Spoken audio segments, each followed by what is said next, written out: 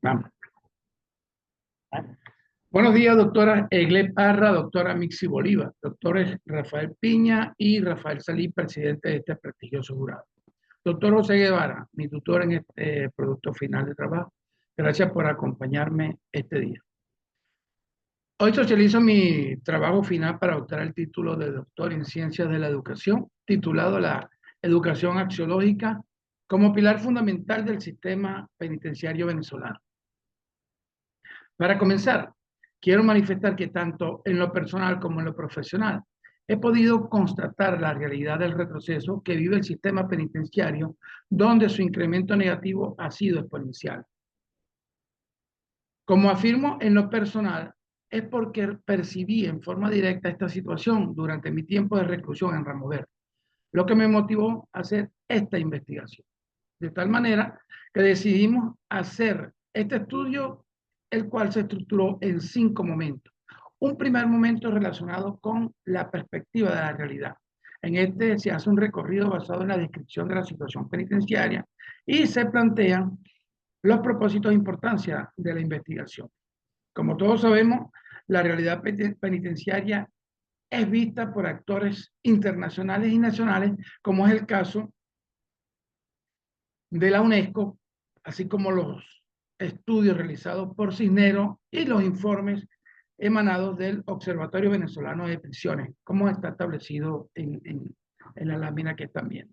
Ahora bien, ¿qué percibí en mi tiempo de reclusión en el Centro de Procesados Militares de Ramo Verde? Aparte de la situación nacional de la problemática penitenciaria, percibí la falta de valores que son inculcados durante la formación militar, tales como la ética, la autoestima, la responsabilidad, y aunados a esto, los trastornos emocionales, especialmente el retraimiento social, la pérdida de motivación y las dificultades en la comunicación.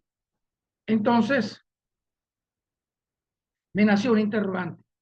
¿Cuáles serían esos elementos que deben considerarse para construir la teoría en una educación axiológica como pilar fundamental para los procesados militares en Senapromil? De allí que me planteé un propósito general relacionado con generar una construcción teórica en la educación axiológica como pilar fundamental para los procesados militares del Centro Nacional de Procesados Militares en Ramo Verde, el estado Miranda. Para ayudar a cumplir con este objetivo general, me planteé 3 propósitos específicos. El primero, comprender las vivencias de los informantes clave en referencia a la educación axiológica. El segundo, interpretar los elementos que intervienen en la educación axiológica y que reciben los informantes clave. Y por último, y más importante, develar una construcción teórica en educación axiológica como pilar fundamental para la promoción de la rehabilitación y la reinserción del procesado militar en el Centro de Procesados Militares de Ramo Verde. ¿Cuál es la importancia de esta investigación? La importancia de esta investigación radica en lo social porque aborda una temática que afecta a la sociedad general y especialmente a la institución militar. En lo educativo, la investigación aporta elementos para la formación sustentada en valores del procesado militar en los espacios que apuntan hacia el logro educacional, a un logro laboral, a un logro deportivo y uno cultural. Desde lo teórico, su justificación e importancia viene dada por el estudio de teoría con una visión humanista proyectada en el marco constitucional. La importancia en cuanto a la línea de investigación institucional como la doctoral viene dada por los restos que representa la educación en el sector penitenciario y por la necesidad del cumplimiento de los planes de rehabilitación y reinserción de esos ciudadanos que por su conducta delictiva propiciaron una deuda con la sociedad. Momento 2. El momento 2, la perspectiva teórica. Esta la desarrollamos apoyado por investigaciones previas, teorías de entrada, fundamentación teóricas y legales, que le dieron sustento a los temas y sus temas estudiados. En cuanto a las investigaciones previas, tomamos en cuenta investigaciones hechas que giraron en torno al humanismo. De allí que González señala que la educación en las cárceles venezolanas se manifiesta como un régimen complejo para generar aprendizaje significativo y cambio desde el punto de vista académico, social, cultural y personal de los privados de libertad. En esta perspectiva, Mujica toca lo relacionado con la construcción teórica en la gerencia penal militar para la humanización del proceso jurídico castrense en el Centro de Procesados Militares.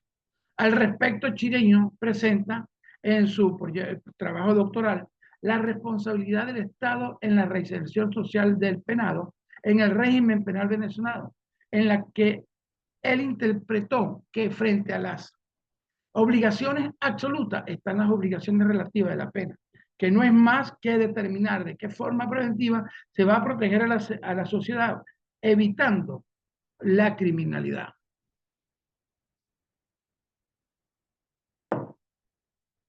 Tomando en cuenta el objetivo y la importancia de la educación axiológica, se estudiaron las siguientes teorías. La teoría arqueológica de Scheller, en la que plantea que esta se basa en los valores objetivos y universales, los cuales se fundamentan en el aprecio o desaprobación individual del sujeto. Refiere además que la experiencia vivida o las preferencias del individuo pueden cambiar hacia el bien, aun cuando los valores son independientes, inmutables y absolutos. En cuanto a la teoría humanista de Roger, consideró que las personas son creadores activos de significado subjetivo. Refiere que todo sujeto, aunque comete errores o delitos, si se somete a programas de desarrollo personal, laboral y social, pueden generar transformaciones, especialmente en el penado de libertad. Por otra parte, la teoría penitenciaria de Gray plantea que deben considerarse elementos que permitan la comprensión tanto del sistema penitenciario como la dramática situación social, jurídica, moral y educativa de los privados de libertad. Un aspecto relevante de esta teoría es que cada sociedad y país debe tener clara la concepción del hombre biopsicosocial y espiritual. Por su parte, Dewey establece que la pedagogía social es una disciplina que otorga a las personas las herramientas necesarias para que puedan resolver problemas prácticos y mejorar la convivencia, promoviendo el desarrollo social y la calidad de vida. En esta parte, adapté un cuadro tomando en cuenta los pilares donde reposa esta teoría y en el cual se dejan ver los ejes necesarios para su cumplimiento. Como verán, en el cuadro en referencia se tocan 4 pilares. El primero, aprender haciendo. El segundo, el trabajo colaborativo. El tercero, la relación respetuosa que debe existir. Y último, y para mí el más importante, que la pedagogía social busca el programa de promover la calidad de vida y el desarrollo del penado, el privado de libertad. En cuanto a la fundamentación legal, la revisamos desde el punto de vista fundamental y desde el punto de vista legal. Desde el punto de vista fundamental, partiendo de nuestra Constitución, que establece en su artículo 272 cómo está organizado el sistema penitenciario venezolano, lo cual lo operacionaliza la Ley Orgánica de Educación y el Código Orgánico Penitenciario recién reformado en septiembre del 2021. En el momento 3, la metódica. ¿Qué tenemos acá? En este momento se especifica la postura paradigmática, las dimensiones, los enfoques metodológicos, el método y el procedimiento que se utilizó. A los efectos, en cuanto al enfoque epistemológico, la investigación se centra, según su propósito, en el paradigma interpretativo naturalista, que, según Sadin, son estudios con un enfoque que describe, comprende e interpreta la vida social y el mundo desde una perspectiva cultural e histórica. Sus supuestos básicos son la naturaleza interpretativa, holística, dinámica y simbólica de todos los procesos sociales, incluidos los de investigación, y el contexto como factor constitutivo de los significados sociales. A los efectos de este estudio, especialmente adecuado para profundizar, comprender e interpretar la realidad de los sujetos de investigación en la realidad sociocultural de los procesados militares en Senapronil, accediendo a esto de manera inductiva y holística. En esta perspectiva, el paradigma refiere las dimensiones de investigaciones, las cuales son la ontológica, la epistemológica, la axiológica, la noxiológica, la filológica y la metodológica.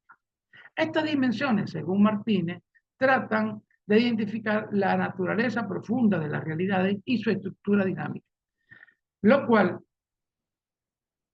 da la razón plena de su comportamiento y manifestaciones del fenómeno estudiado.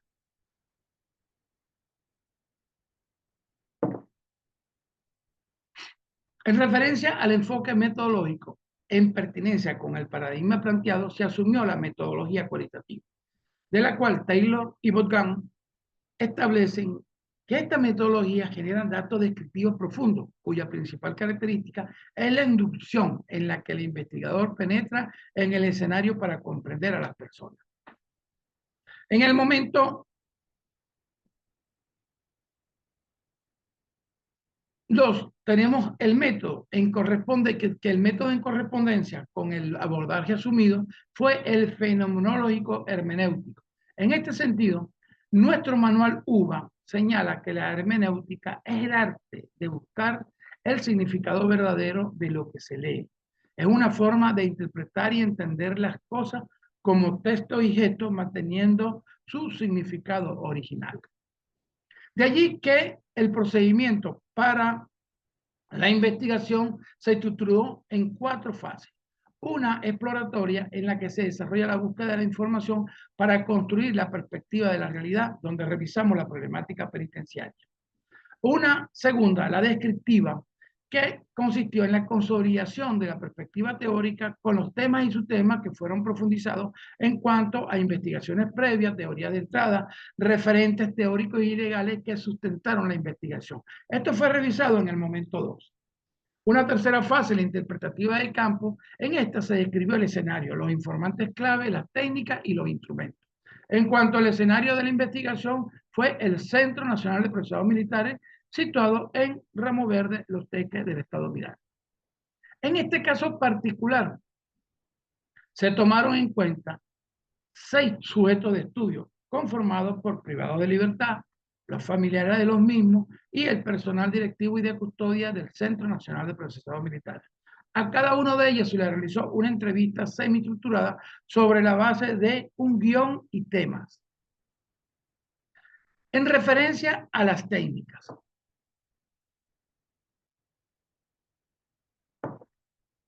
En referencia a las técnicas, Duarte y Parra nos dicen que son reglas que permiten de manera secuencial hacer investigación, afirmando que tienen una gran utilidad para alcanzar los propósitos de estudio.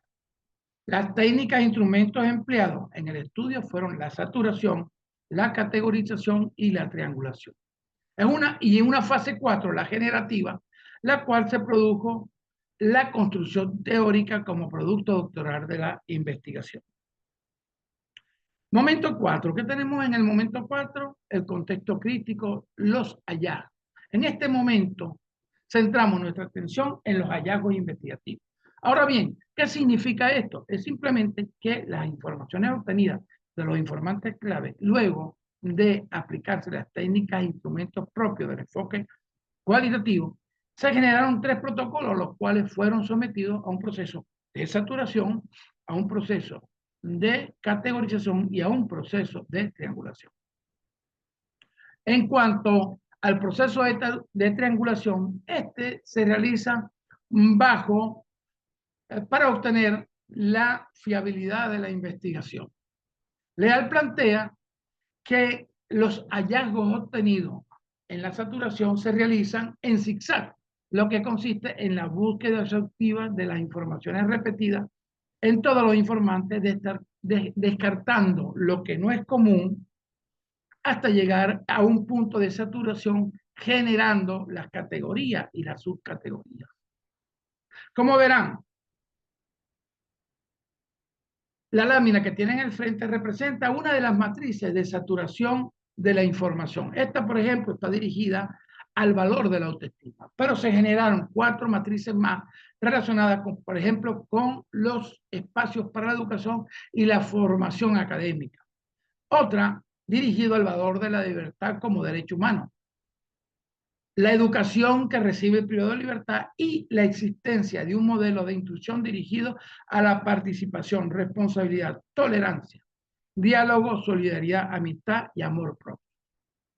Una vez saturada la información, emergieron las categorías y las subcategorías, que según otro de los investigadores tomados en cuenta como Bautista, la categorización consiste en la segmentación de elementos singulares o unidades que resultan relevantes y significativos desde el punto de vista del investigador. De allí que los hallazgos fueron encasillados, emergiendo así las subcategorías del estudio.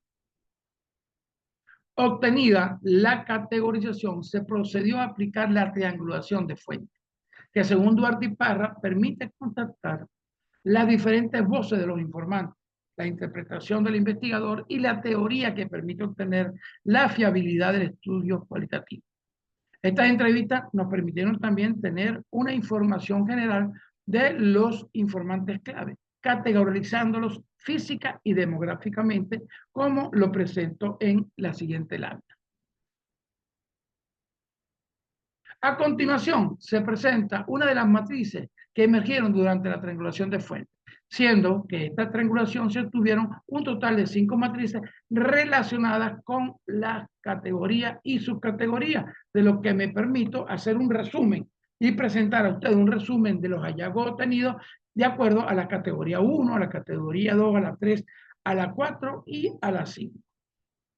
Momento 5, el producto doctoral y las reflexiones finales. En este apartado se desarrollaron los constructos teóricos como producto doctoral y las reflexiones finales.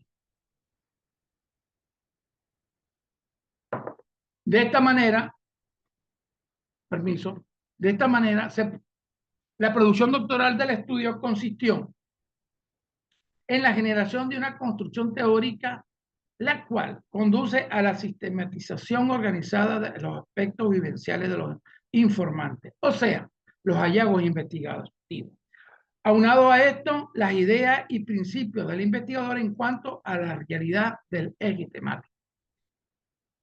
Como se planteó al inicio de la socialización, el tercer propósito consiste en develar la construcción teórica referida a la educación axiológica como pilar fundamental del sistema penitenciario de los procesados militares del SENAPROMIL, de lo cual pudimos generar un conocimiento en lo epistémico con aportes significativos sobre la realidad del mundo de los internos, de los familiares y del personal que hacen vida en el recinto penitenciario. Pero es importante destacar que el abordaje interpretativo y el enfoque cualitativo utilizado nos permitió arribar a una síntesis e integración de los hallazgos, los cuales permitieron darle respuesta a los propósitos de la investigación.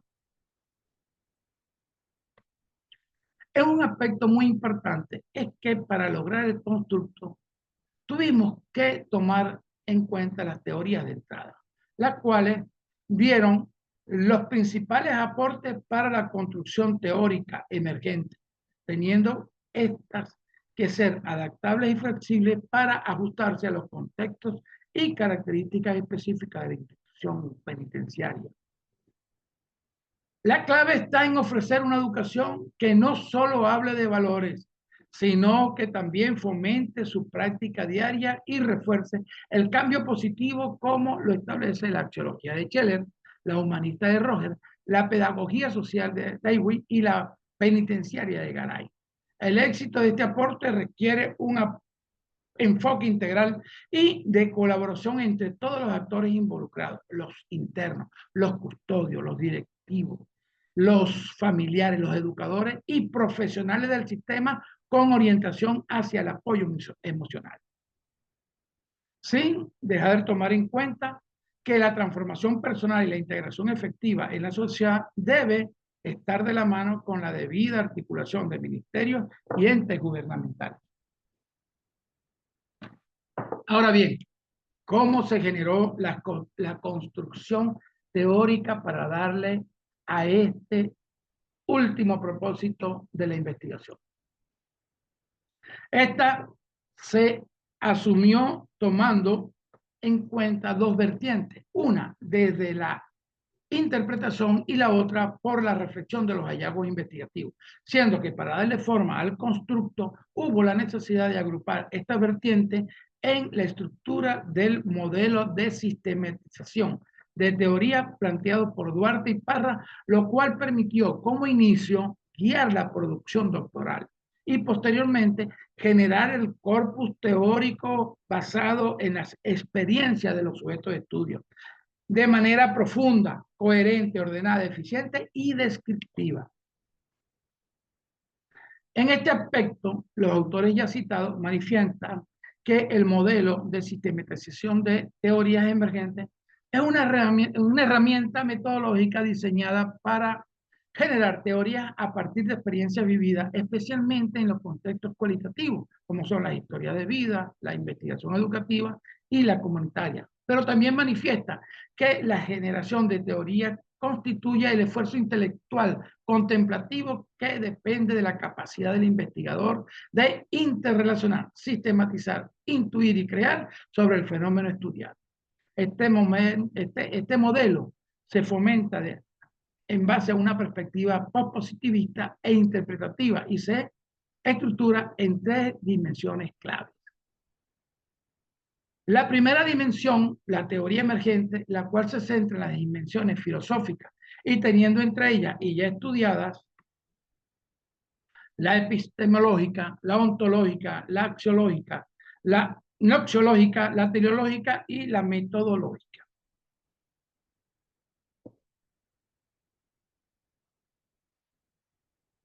La segunda dimensión, la perspectiva EMI, la interna, se centra en los hallazgos de la visión del informante clave.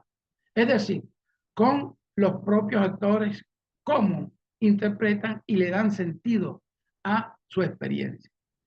Esta etapa se construye a partir de la saturación de datos, la triangulación y la validación de la información obtenida. Es un proceso de inmersión profunda de la subjetividad del participante. Es una dimensión experimental intermedia, la cual busca captar cómo las experiencias vividas pueden ser significativas y útiles en distintos momentos de la vida. La tercera dimensión, la perspectiva ética, la externa, corresponde a la mirada del investigador, quien interpreta los hallazgos desde los marcos teóricos existentes. Aquí se integran las categorías emergentes con las teorías referenciales, generando un corpus teórico que enriquece y contextualiza la experiencia estudiada.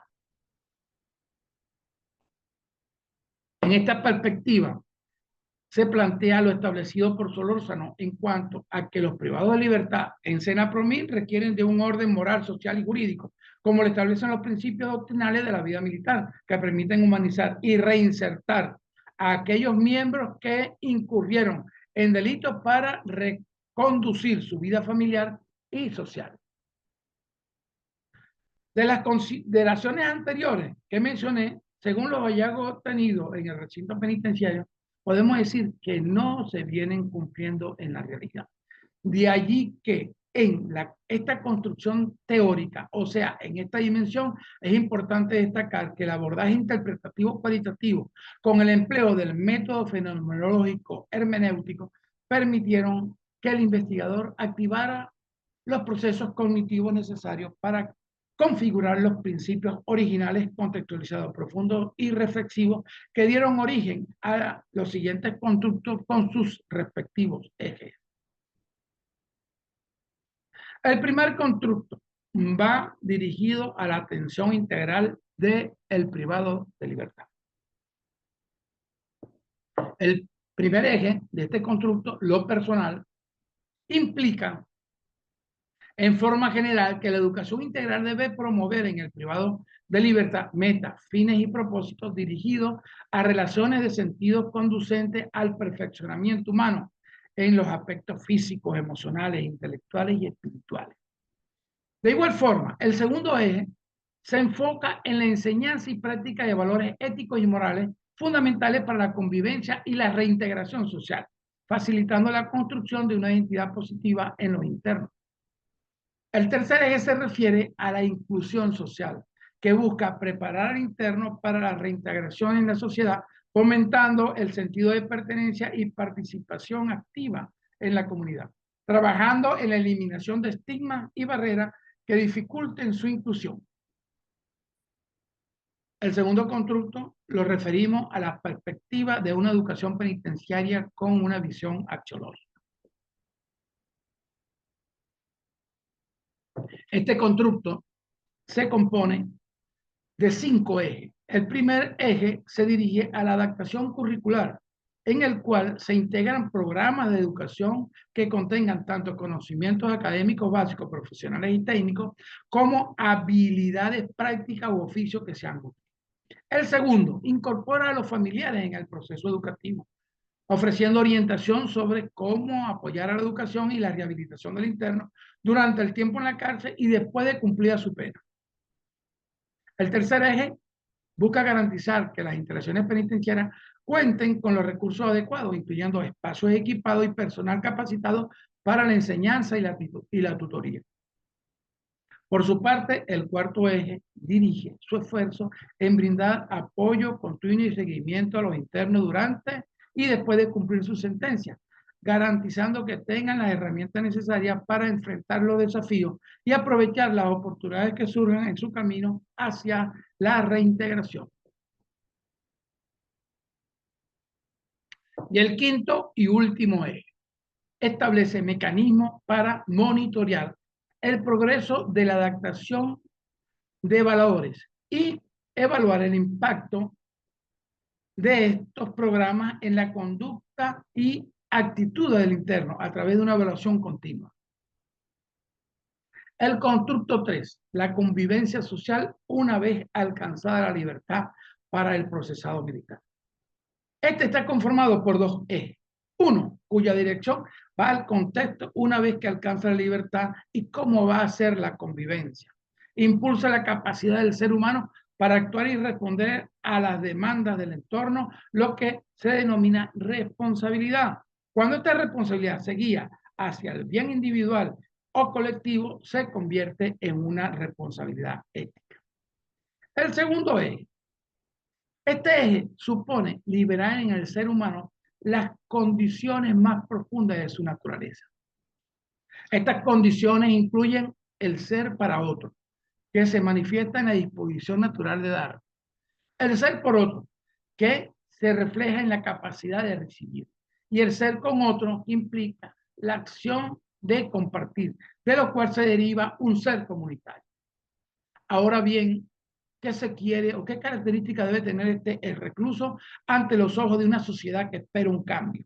Bueno, espera un ciudadano con autonomía moral donde prive la convicción de que sus actos estarán circunscritos en el marco legal, que tenga una capacidad de discernir para que prive la ética y la moral en sus actuaciones, que sepa elegir el ambiente donde va a vivir y que tenga en cuenta lo importante que es respetar el derecho de los demás. Es así que la educación axiológica cumple un papel fundamental en la realización de estas 3 dimensiones de la naturaleza humana, ya que busca formar de manera integral a los individuos, incluso en contextos tan adversos como el de los privados de libertad.